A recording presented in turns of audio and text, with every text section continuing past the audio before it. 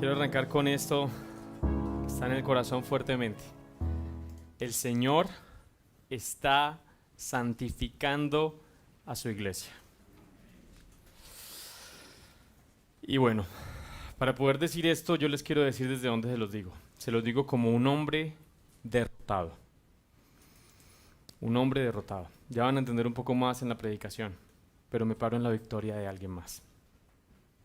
El título que he puesto a esta enseñanza es Resistencia que trae recompensa.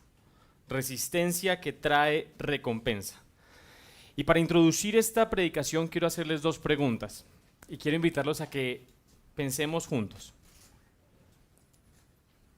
¿Cómo ves a Dios santificando tu vida hoy?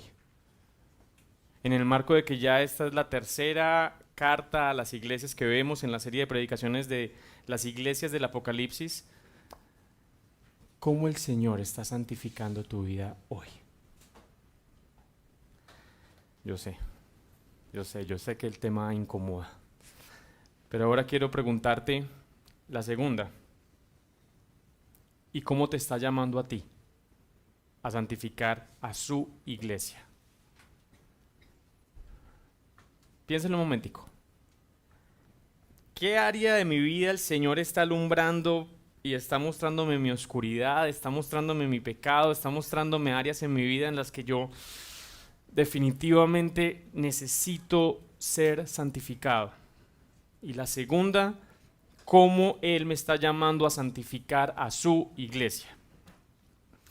Porque miren, tú y yo tenemos un papel en la santificación de la iglesia. Tenemos un gran papel en la santificación de la iglesia. Porque la iglesia, como lo vamos a ver en el Apocalipsis y como lo hemos venido viendo, es como una lámpara. ¿Qué pasa cuando la lámpara no está alumbrando? Mi oración en esta mañana es que al ser limpiados, al ser santificados por su espada, veamos cómo Él es lo más hermoso. Estemos cara a cara con el Señor en esta mañana y lo veamos como lo más hermoso. Y eso nos lleve no solamente a ver lo más hermoso, sino a amarlo más y amar más al otro. ¿Se unen a mí en esta oración? Por favor, cerremos nuestros ojos porque esta gran predicación nos coge a todos y nos pone fuera de lugar, la verdad nos incomoda. Señor, rogamos a ti que esta oración, Señor, sea una realidad en nuestras vidas. Tú conoces nuestros corazones y sabes qué nos está impidiendo ver tu hermosura. Anhelamos verte como el Rey glorificado. Y al verte como lo más hermoso, nuestro corazón arda de pasión por ti. Y volvamos a enamorarnos como un día estuvimos enamorados y como nuestro corazón anhela, Señor, amarte más. Y eso nos lleve a entregarnos, rendirnos a ti y amar más a los otros. Te lo rogamos, Señor, amar más a tu iglesia en el nombre de Jesús. Amén. Con eso nos preparamos para la lectura del texto. Está en Apocalipsis 2. En Apocalipsis 2, para que por favor nos sigan. Apocalipsis 2, del verso 12 al 17. Y voy a leer en la Nueva Versión Internacional. Apocalipsis, el último libro de la Biblia. Abren desde atrás para adelante, van ahí al final y pueden encontrarlo. ¿Listo? ¿Ya están ahí?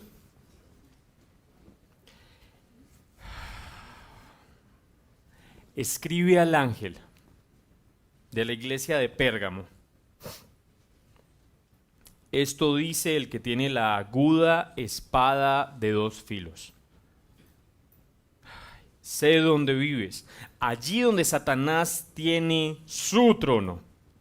Sin embargo, sigues fiel a mi nombre. No renegaste de tu fe en mí, ni siquiera en los días en que Antipas, mi testigo fiel, sufrió de la muerte en esa ciudad donde vive Satanás.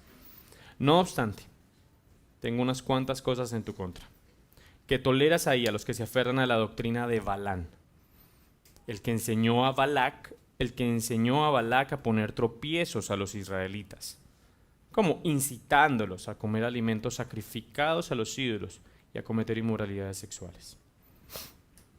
Toleras asimismo a los que sostienen la doctrina de los nicolaitas. Por lo tanto, arrepiéntete. De otra manera, iré pronto a ti para pelear contra ellos con la espada que sale de mi boca. El que tenga oídos, que oiga lo que el Espíritu dice a las iglesias. Al que salga vencedor le daré el maná escondido. Y le daré también una piedrecita blanca en la que está escrito un nombre nuevo que solo conoce el que lo recibe. Esta es la palabra del Señor para nosotros esta mañana. Contexto, vamos a hablar un poquitico. Ya venimos hablando del Apocalipsis, hemos hablado que es el último libro de la Biblia, claramente se llama la revelación de Jesucristo porque es el clímax de la revelación de la historia de Jesús.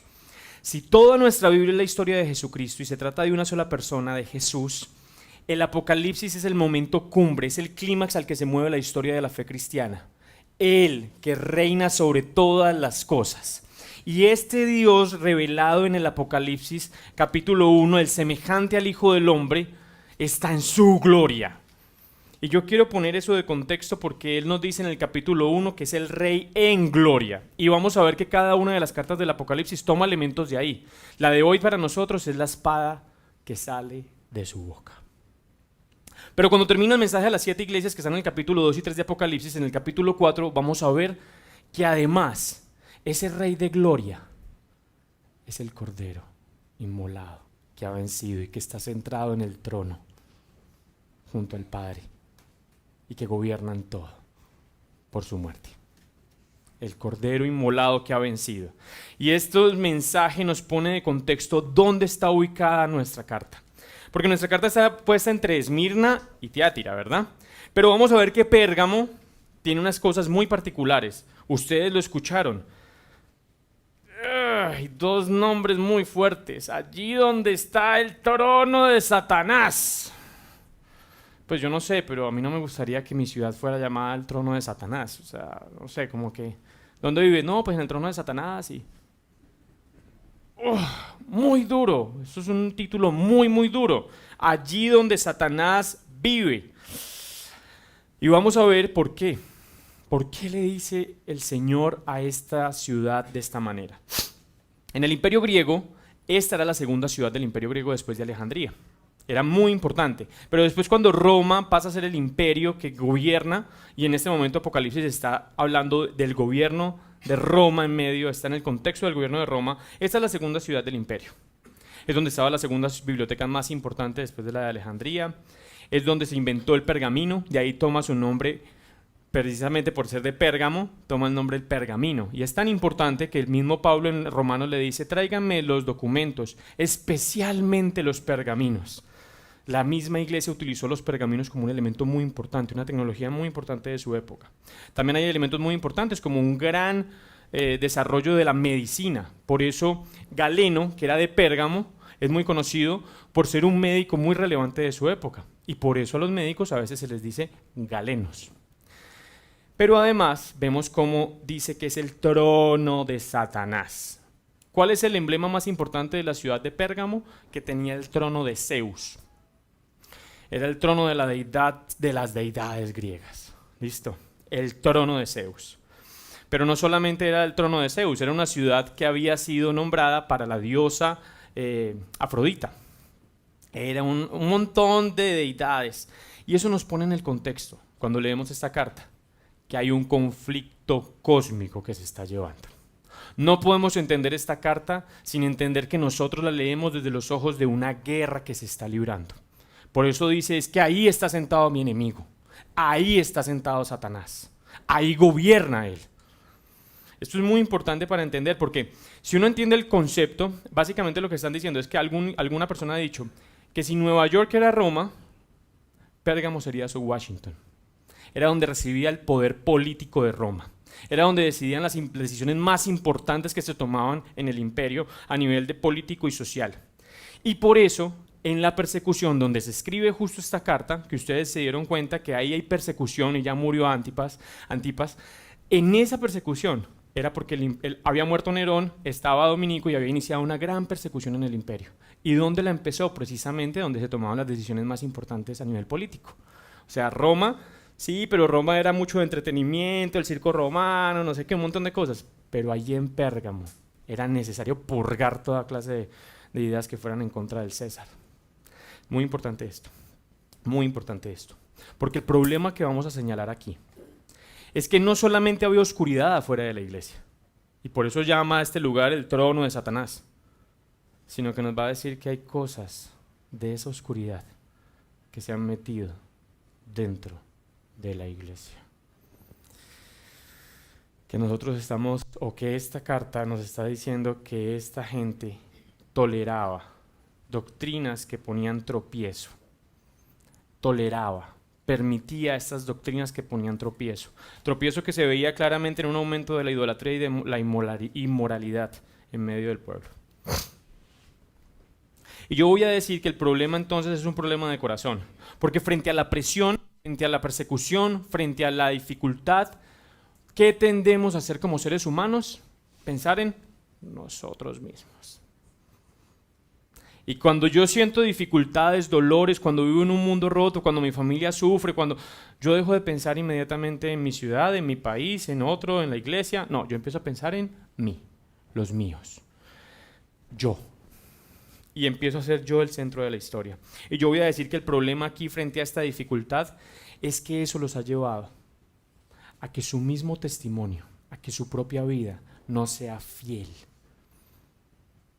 No hemos sido testigos fieles, ya sea porque no estamos testificando a otros o porque nuestro testimonio no está comprometido con creencias erróneas, con inmoralidad, con idolatría.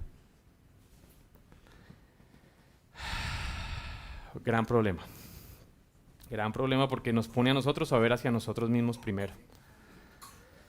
La propuesta que nos hace este texto es arrepentimiento. Y nos va a decir que el arrepentimiento, ¿para qué? Para ser como Cristo, testigo fiel. Cristo fue el testigo fiel, lo pueden encontrar en Apocalipsis. Él fue fiel y nos está diciendo que nosotros estamos invitados a ser testigos fieles.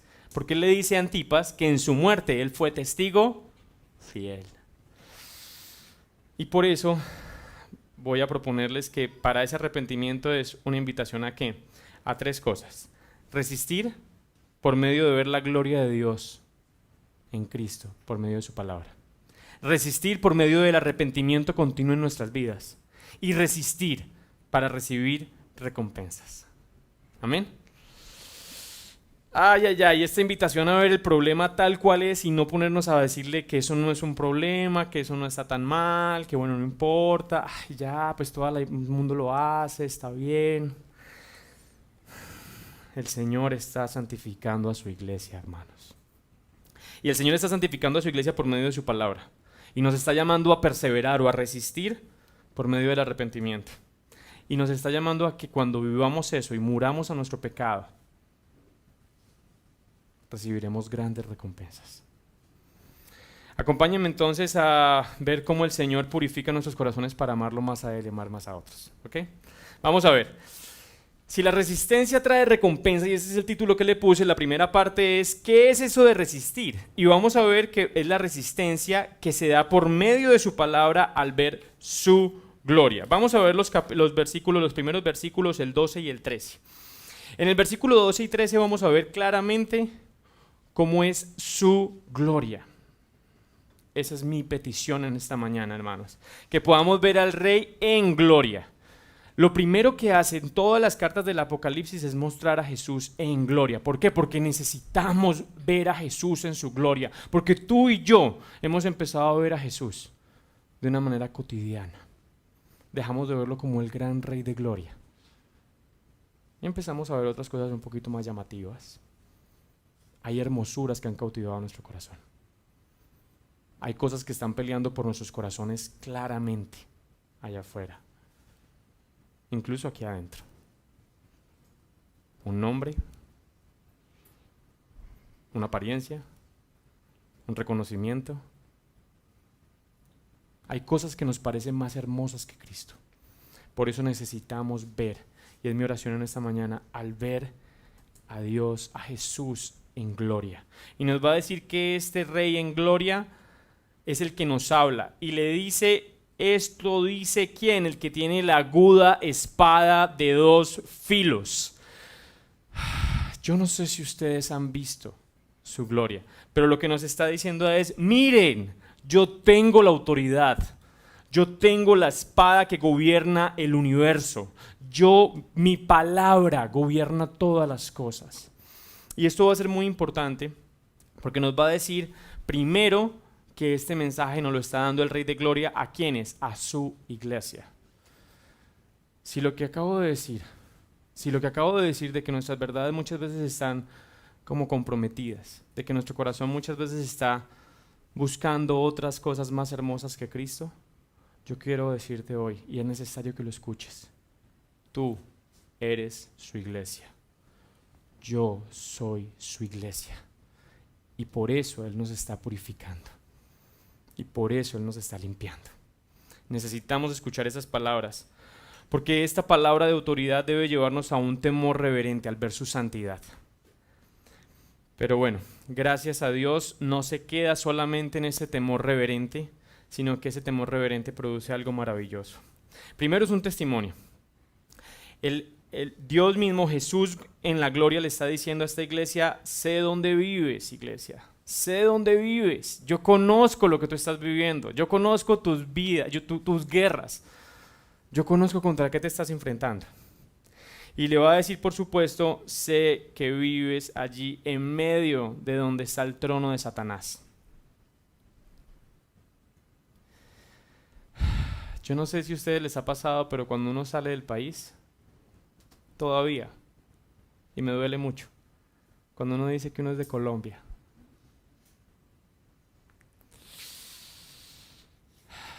Esto duele, porque todavía le dicen a uno, ah, Pablo, ah, perica, ah, coca, marihuana, ah, guerrilla. Y eso duele.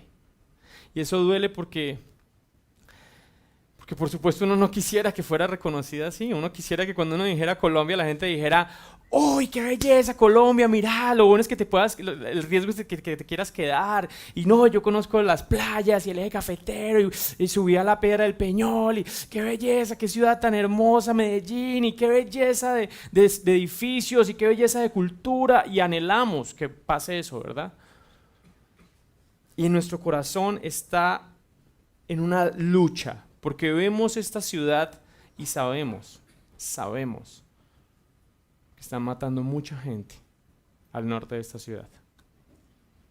Cada día. Y es muy fácil que lo volvamos paisaje. Es más, yo he visto memes, he recibido memes en WhatsApp.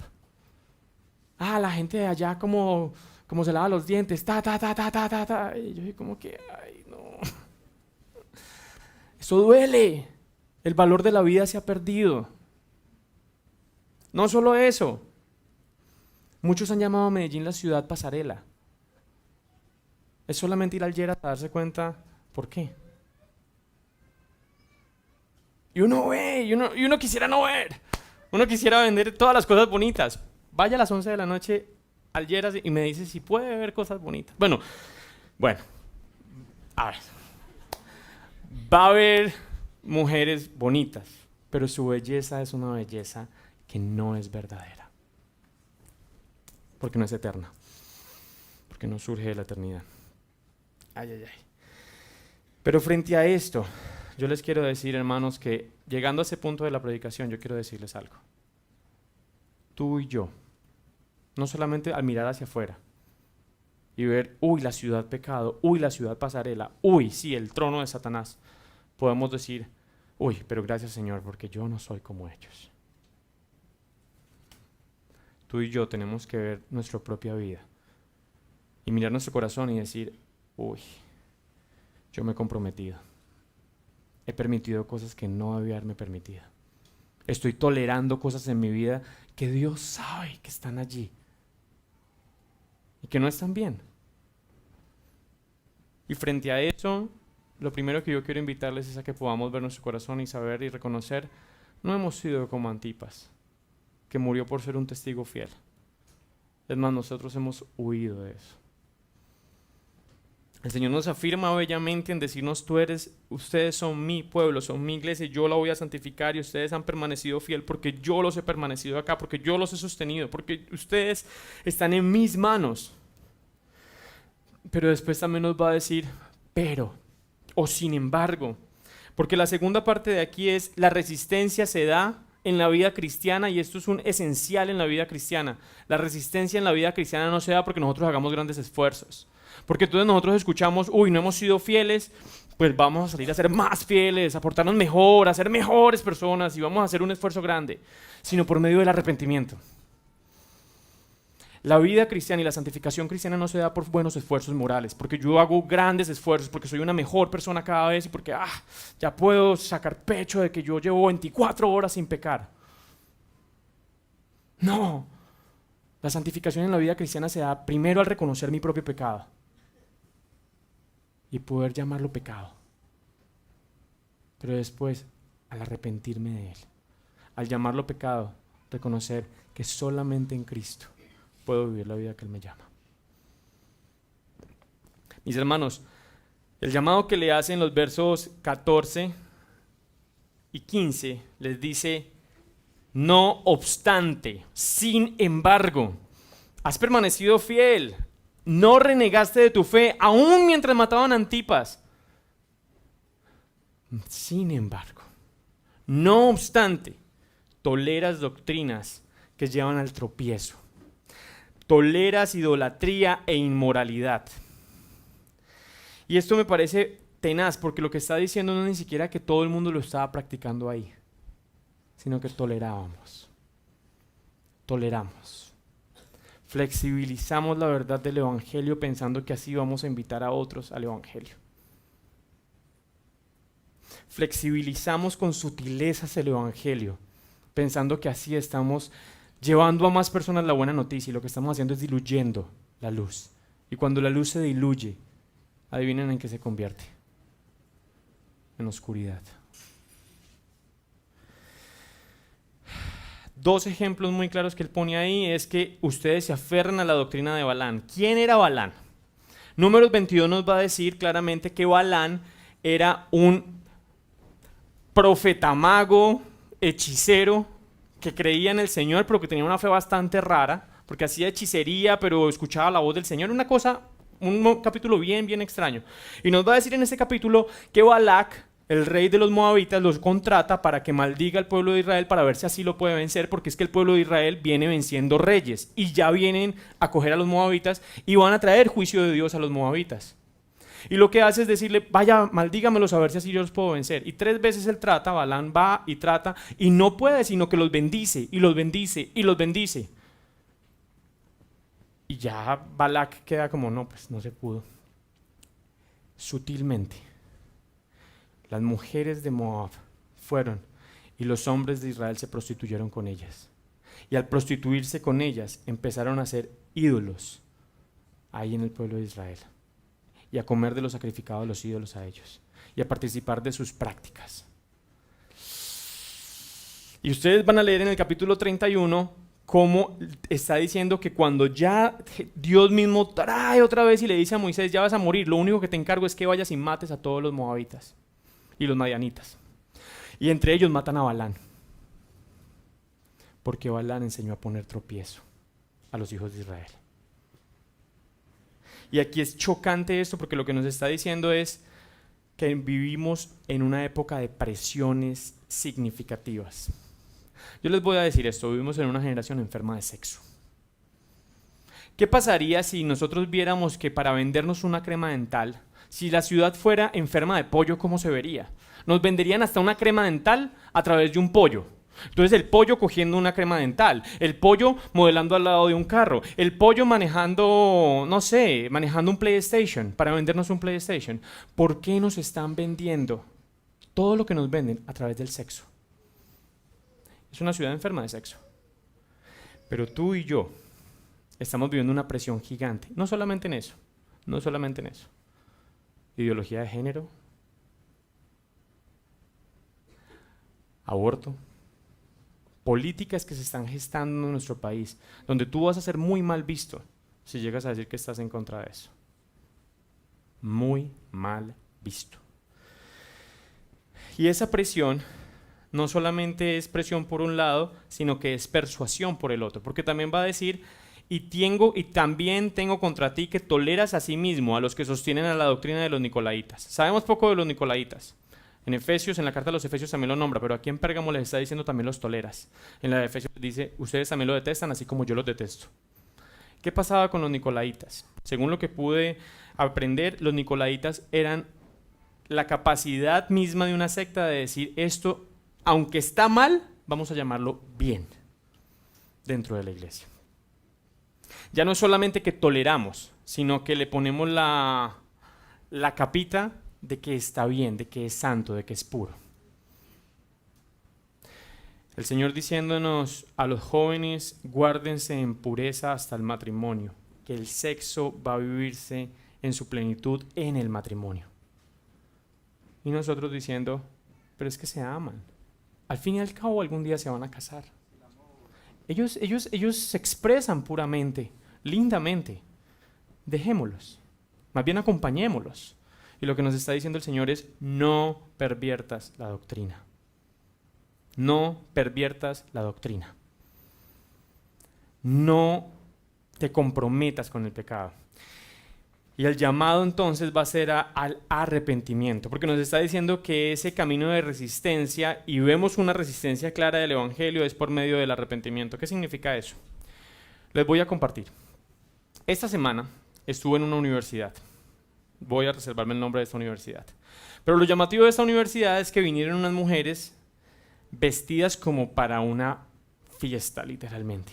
Como para una guerra iban estas mujeres. O sea, unos escotes, ombligueras, falditas, y yo, esto es una universidad. Y se sentaron ahí al lado de nosotros. Yo estaba con una misionera y con la líder de la universidad, que trabajamos allí en el movimiento universitario. Y les dije, uy, miren estas amigas. Entonces me dice, sí, Juan, son webcam. ¿Yo qué? Son modelos webcam. Yo había escuchado, pero me explicaron que eran personas que les pagan, no por necesidad, ellas no se metieron a eso porque estaban aguantando hambre, sino para ganar mucho dinero. Y lo que me llamó la atención es, no, y sí, claro, toda la universidad sabe que ellas son las modelos webcam. Mira el perfil de ellas, 22K, 25K, o sea, miles de seguidores. Y yo era como que, ¿pero esto es público? Sí, claro, ahí están. Ok. Y me dijo, no, Juan, eso no es lo que te sorprende. Mira las de allá. ¿Y qué pasa? Las de allá son sugar daddy. ¿What? ¿Chuchu qué? ¿Chuchuá? Sugar daddy. Sugar daddy son niñas. Miren, yo les voy a decir eso con todo respeto. Muy probablemente yo las podría ver aquí sentadas en la iglesia. Tenían nada que dijera que eran sugar daddy. Niñas lindas, organizaditas, sin escote, puestecitas, que son contratadas por señores de edad de Europa, de Estados Unidos, de Canadá, de Israel, de varios países que vienen a Medellín a conocer Medellín, las contratan, las recogen en el hotel o las recogen en alguna parte, se encuentran con ellos, van y les presentan los malls, los llevan a Envigado, a Viva Envigado, los llevan a los lugares más bonitos de Medellín, del área metropolitana. Si hay un besito de por medio, pues le cobran un poquito más. Si hay algo más de por medio, pues le cobran mucho más. Yo ahí quedé reventado. Y lo que me llamó la razón de ver, la atención al ver esto, es mi corazón. Yo les voy a compartir qué pasó en mi corazón. Ahí estamos pensando cómo hacer el movimiento universitario. Y frente a eso, sinceramente, al principio sentí como disgusto, pero les voy a ser muy sincero, no solamente sentí disgusto, sentí tentación. Y esas son las dos cosas que va a hacer en nuestro corazón. O la cosa de sentémonos y alejémonos de esta realidad. Muy bonito poder decir no voy a comprometerme, y eso es importante hacerlo. Pero lo segundo que sentí fue, pues tampoco, ya, veamos un poquito, Y mientras estaba en esa lucha, la misionera me preguntó, ¿y cuál crees que es nuestro papel? ¿Cuál crees que es nuestro papel, iglesia? Porque ahí me llamó el arrepentimiento. Y me llamó el arrepentimiento al darme cuenta que primero yo tiendo muy fácilmente a la religión, que significa alejarse. Alejarse claramente de esa situación. Pero muy fácilmente también mi corazón estaba tendiendo a amoldarme. Ay, ¿qué importa? Igual todo el mundo está viéndolas. Igual ellas fueron las que vinieron así. O sea, yo no las mandé, ellas vinieron y se sentaron ahí y están coqueteándole a todo el mundo. Yo no fui. Y el llamado era arrepentirme.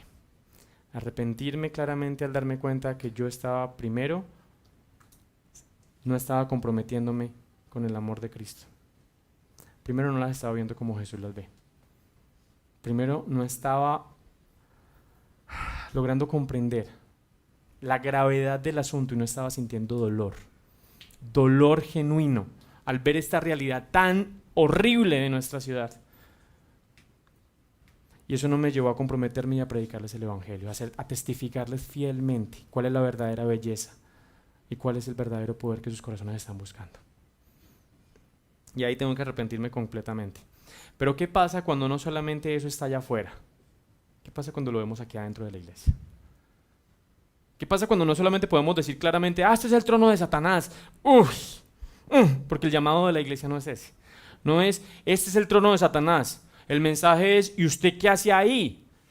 ¿Por qué no se ha ido? Coja sus corotos y hágale pues. ¿Por qué todavía está en el trono de Satanás? El mensaje no es ese. El mensaje es ser testigos fieles. Y a mí me patea esto porque en el corazón me pone a pensar, ¿qué pasa cuando veo en la iglesia esto? ¿Qué pasa cuando veo en la iglesia mucha coquetería? Un hermano, una hermana, a mí mismo luchando con coquetear, o con la sensualidad, o cuando vemos dentro de la iglesia malos manejos económicos. No sé, un hermano que está tomando muy malas decisiones económicas. ¿Me duele? ¿Me duele? ¿O lo que hago es alejarme? ¿O, ya, dejémoslo la bobada, igual somos hermanos, ya? ¿Qué pasa cuando vemos dos jóvenes que se aman? Pero el novio dice, yo no creo que el cristianismo me diga que no pueda relacionarme contigo sexualmente. O sea, nos amamos, igual esto es amor. ¿Qué hacemos ahí? ¿Les caemos encima simplemente o alejándonos? ¿O diciendo, bueno, pero ustedes se aman, ¿verdad? ¿Tienen una relación bonita por lo menos? Y no se han golpeado, ¿verdad? O sea, todo es amor, muy bonito. Bueno. Yo creo que ahí es donde estamos llamados a poder decir, ¿cómo amo a mi iglesia? ¿Cómo amo a mi iglesia? Y cómo lucho con el pecado, no solamente en mi propia vida, sino cuando veo el pecado en otros en la iglesia. Porque el llamado al inicio es a que nosotros primeramente veamos la viga en nuestro propio ojo y después ayudamos al hermano a sacarse la pajita de su ojo. Y esto me parece maravilloso porque al final y para terminar, nos está diciendo que esta resistencia, este llamado a arrepentirnos, este llamado a ver la gloria de Dios y por ende ver nuestro propio pecado, nos lleva a entender que resistimos para recibir recompensa, que no es en vano lo que estás viviendo, que si estás viviendo persecución, dificultades, dolores en tu vida por permanecer fiel, o incluso estás viviendo dolor en tu vida porque no has permanecido fiel, pero anhelas con todo tu corazón permanecer fiel, escuches su voz. Escuches su voz y lo veas en su gloria. Al final nos va a decir en el versículo 17, después de decir, por tanto, arrepiéntete en el 16, de otra manera, iré pronto a ti a pelear contra ellos con la espada que sale de mi boca. Y esto debería dolernos, que si nosotros no le testificamos fielmente a estos hermanos que están practicando la doctrina de Balaam y la doctrina de los nicolaitas, Él vendrá a nosotros y peleará contra ellos. Y eso no es como que, bueno, pues gracias Señor porque lo estás quitando en medio de... No, que Él traiga juicio, que Él traiga su espada, es peligrosísimo, es dolorosísimo, si no vea más adelante en el Apocalipsis lo que significa. Y esto debería dolernos. Porque cuando nosotros vemos a nuestros hermanos aquí en la iglesia, deberíamos sentir dolor de sus dolores. Deberíamos dolernos con su pecado. deberíamos amarlos más. Y eso solo va a pasar cuando podamos ver más claramente su gloria. Porque quizás el estar tan comprometidos nos ha quitado la capacidad de verlo a Él con su espada en la gloria y de amarlo y enamorarnos más de Él. Y por eso el llamado es a oír su mensaje, a oír, a llenarnos de su voz. El que tenga oídos, que oiga lo que el Espíritu dice a las iglesias. Mi oración es que esta mañana podamos escuchar al Espíritu diciéndonos claramente: ahí estás, hijo mío, te amo, y porque te amo voy a limpiarte, para que al estar limpio me amen más a mí y amen más al otro. ¿Cómo lidiamos? ¿Cómo lidiamos con el pecado en medio nuestro y en medio de la iglesia? Porque sabemos que el pecado está allá afuera en la ciudad, sabemos, y nuestro papel es alumbrarles, pero ¿qué hacemos cuando en nosotros mismos hay oscuridad y cuando vemos oscuridad en la misma iglesia? Me duele decirlo, pero la iglesia cristiana sigue creciendo a niveles asombrosos en Colombia. ¿Y la transformación para cuándo? ¿Y el avivamiento para cuándo?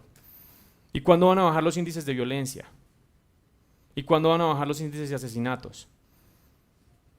¿Y cuándo vamos a dejar de tener uno de los índices de más corrupción en las instituciones? La iglesia cristiana es una de las instituciones más corruptas de Latinoamérica, ¿sabían?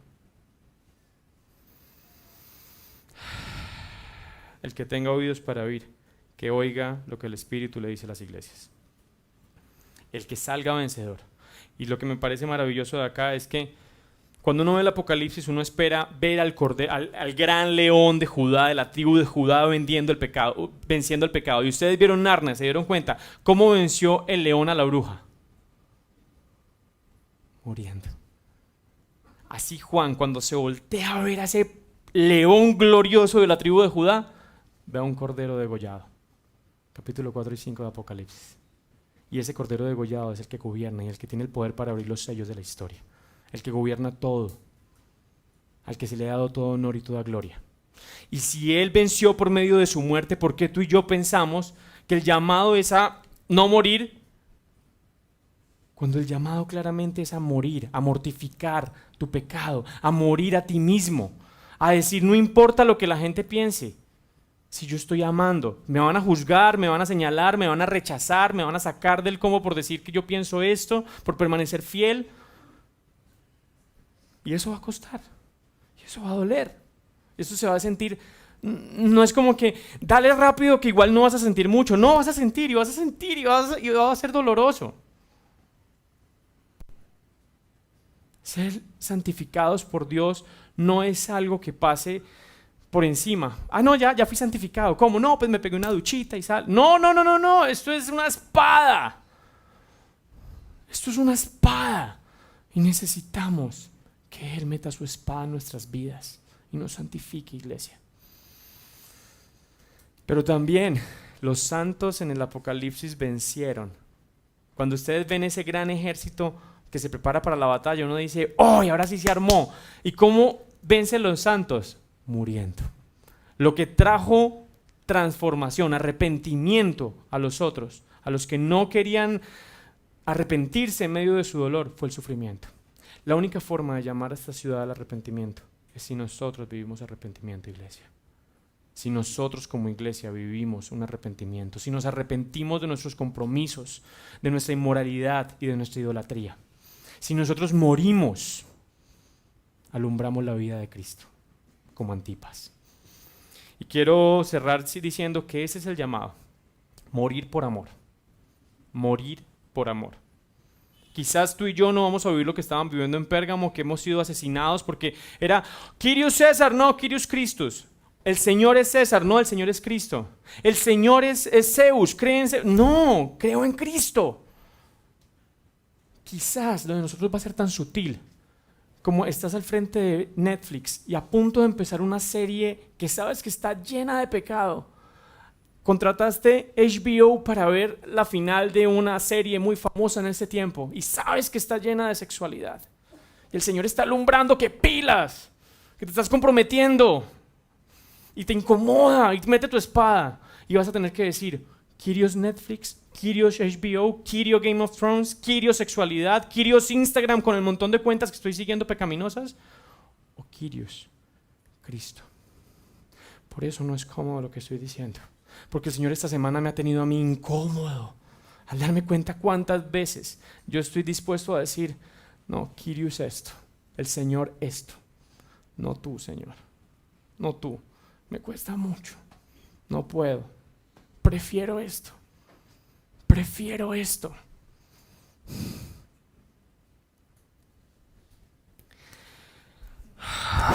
Pero al arrepentirnos, al decir una y otra vez, perdóname, Señor, fue pecado. Y eso es una invitación hermosa de esperanza. El arrepentimiento es la oportunidad de que no importa qué tan lejos haya sido, en esta mañana el Señor te está llamando al arrepentimiento, a llamar a lo que es pecado y poder abrazar a Cristo. Y abraza a Cristo y estás dispuesto a morir por Él y por amor a otros. Entonces, vimos claramente en esta enseñanza qué es eso de la resistencia, que es resistencia por medio de su palabra. ¿Cómo es eso de la resistencia en la fe cristiana? Es por medio del arrepentimiento, como diría Winston Churchill, por medio de derrota en derrota hasta la victoria final, porque parece como un camino donde yo me voy rindiendo a mí mismo cada vez más, voy muriendo para que la vida de Cristo alumbre más, voy muriendo a mis propias pasiones y deseos para que la luz de Cristo alumbre más, voy muriendo a los pecados que me comprometen y voy alumbrando a otros con la luz de Cristo, pero eso trae recompensa. Y recompensa maravillosa. Y quiero centrarme en los últimos minutos en esta maravillosa recompensa. Si ustedes ven, le dice, el que tenga oídos que oiga para lo que el Espíritu dice a las iglesias, al que salga vencedor. Mis hermanos, no es solamente que podamos ver al Señor en su trono y digamos, Señor, gracias, y tengamos temor reverente y lo veamos como lo más maravilloso, sino que eso nos lleve a anhelar recompensa. ¿Qué recompensa nos está diciendo? Le daré del maná escondido. Y le daré también una piedrecita blanca en la que está escrito un nombre nuevo que solo conoce el que lo recibe. Mi oración es esta para cerrar. Al verlo en su gloria, por medio de su palabra, nos lleve al arrepentimiento por amor a Él, para ser testigos fieles, dispuestos a morir a nosotros mismos, para alumbrar a otros.